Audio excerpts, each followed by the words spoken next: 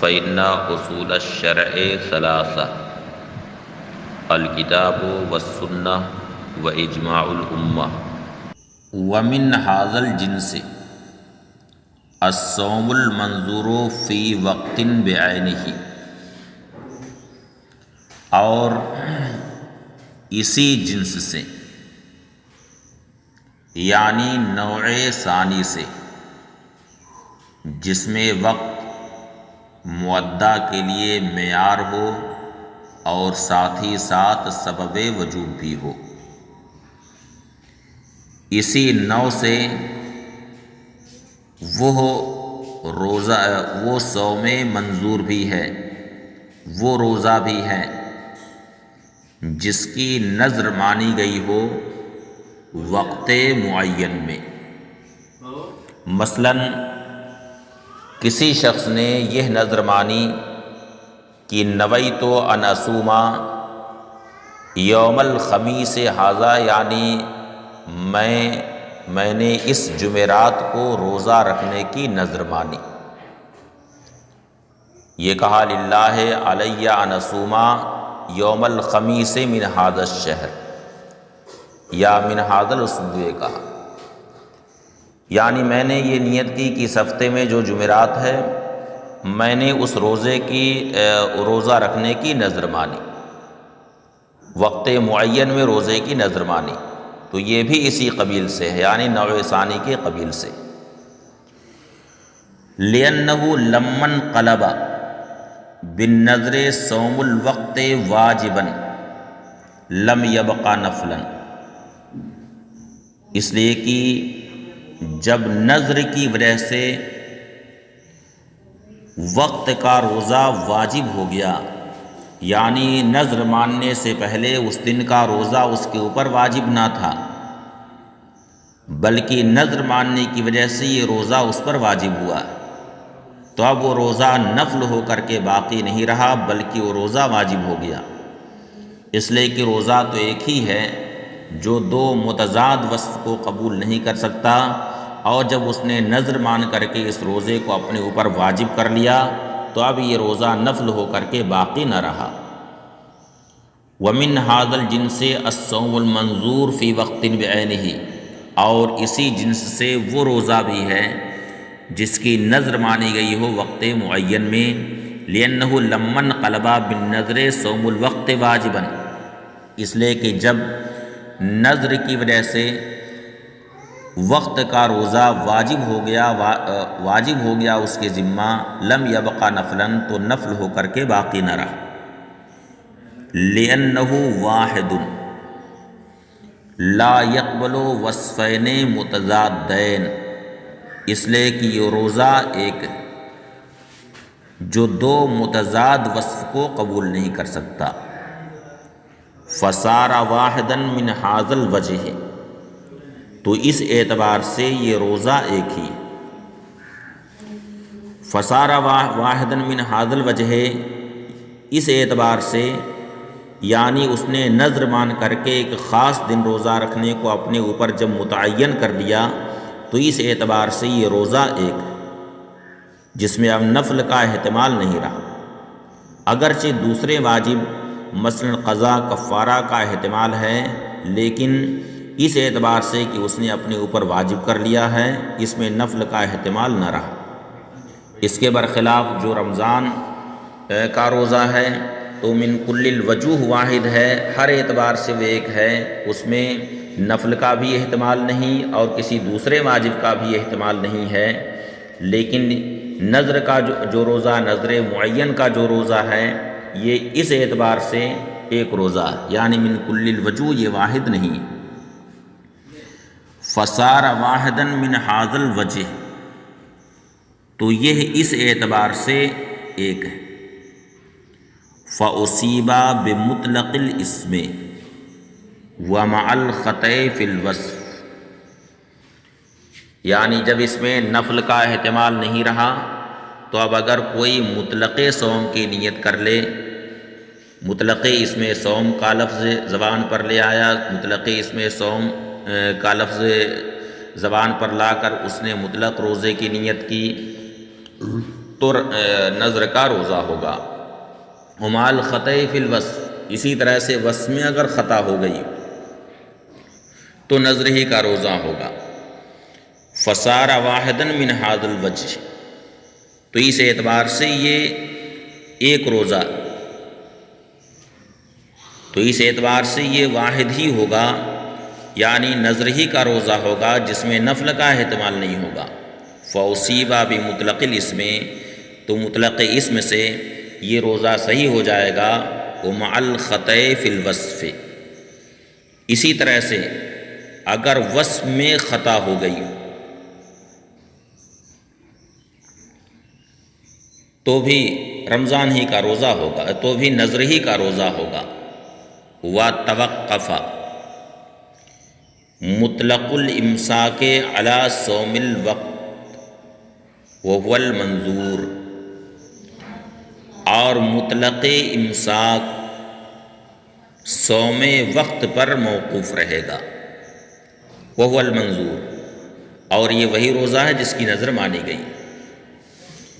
یعنی اگر کوئی شخص صبح صادق سے لے کر کھانے پینے اور جماع سے رکا رہا اور اس نے نہ رات میں نیت کی نہ صبح کو نیت کی، لیکن نصف النہار سے پہلے اس نے نیت کر لی، تو اس صورت میں نذر کا روزہ واقع ہوگا۔ وتوقف مطلق الامساک علی صوم الوقت، اور مطلق امساک صوم وقت پر موقوف رہے گا، وہو المنظور، اور صوم وقت و نذر مانا ہوا روزہ ہے۔ لیکنہ اذا صامہ عن کفارۃ او قضاء علیہ یقع اما نوی، لیکن جب اس نے کفارے کا روزہ رکھا یا اس کے ذمے قضاء رمضان کا روزہ تھا، وہ روزہ اس نے رکھ لیا،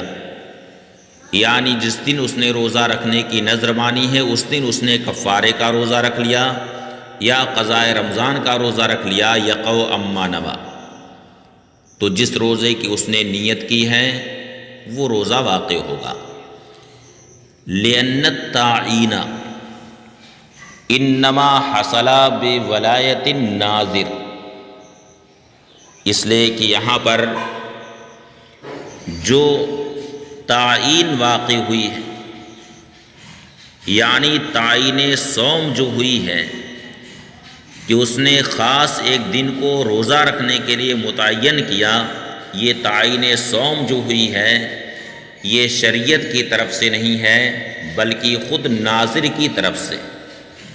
یعنی نذر ماننے والے نے اس دن کو اپنے اوپر متعین کیا ہے روزہ رکھنے کے لیے، تو یہ ولایت ناظر کی وجہ سے یہ تعین حاصل ہوئی، نذر ماننے والے کے اختیار اس کے تصرف سے یہ تعین ہوئی، لہٰذا اس کا یہ جو اختیار ہے یہ محض وہیں تک محدود رہے گا جہاں تک اس کا حق ہے، باقی حق شارع کی طرف اس کا یہ اختیار متعدی نہ ہوگا۔ لہٰذا اگر اس نے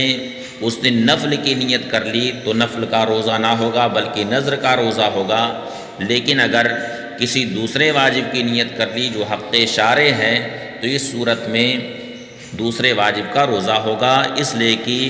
ناظر کا اختیار حق شارع تک متعدی اور متجاوز نہیں ہو سکتا ہے بلکہ اس کا اختیار صرف ناظر ہی تک محدود رہے گا۔ لأن التعین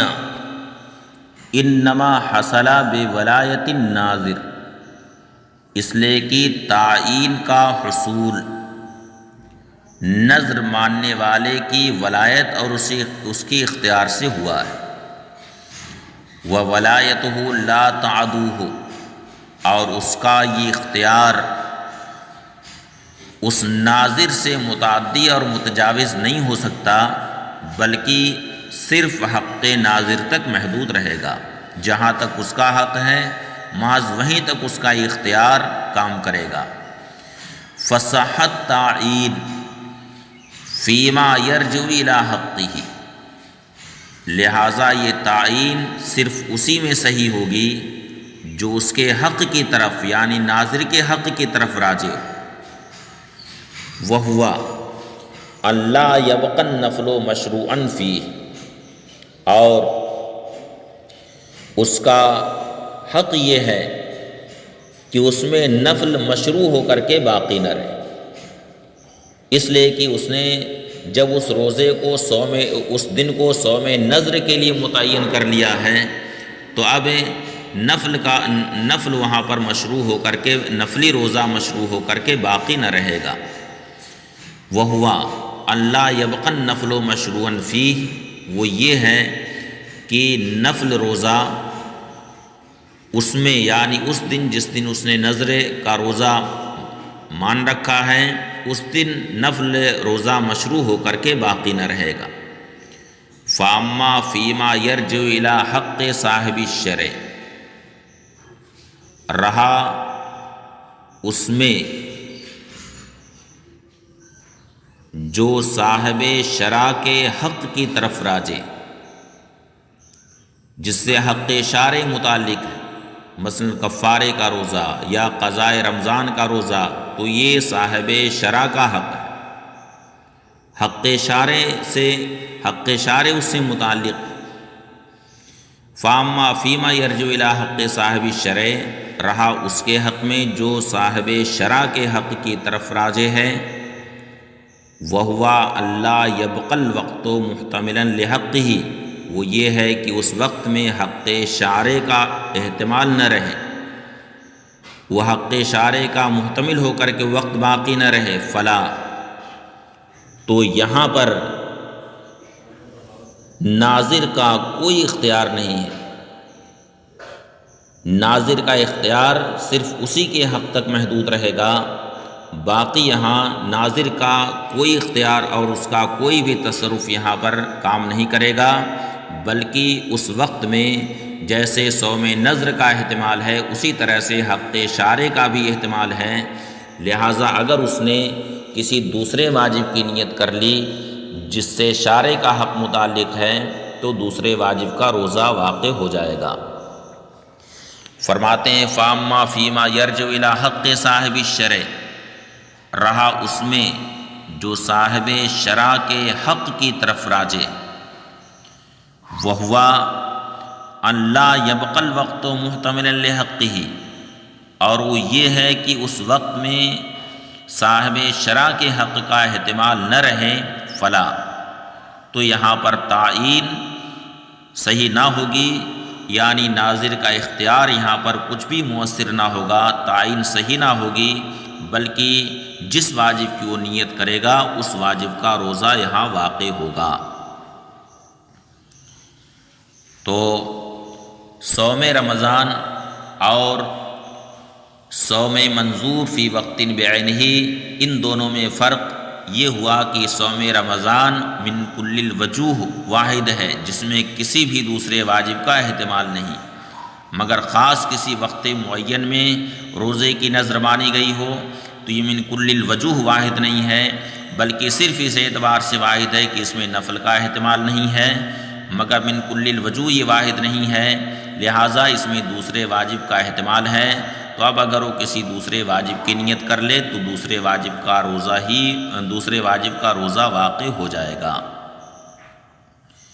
یہ نوع ثانی کا بیان تھا جس میں وقت مؤدہ کے لیے معیار ہو اور سبب وجوب بھی ہو، اور باقی شرط ادا یہ تو ہر موقت کی شرط ہے،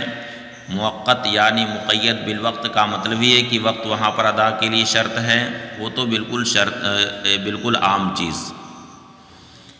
اس لیے اس کا ذکر یہاں مصنف نے الگ سے نہیں کیا ہے۔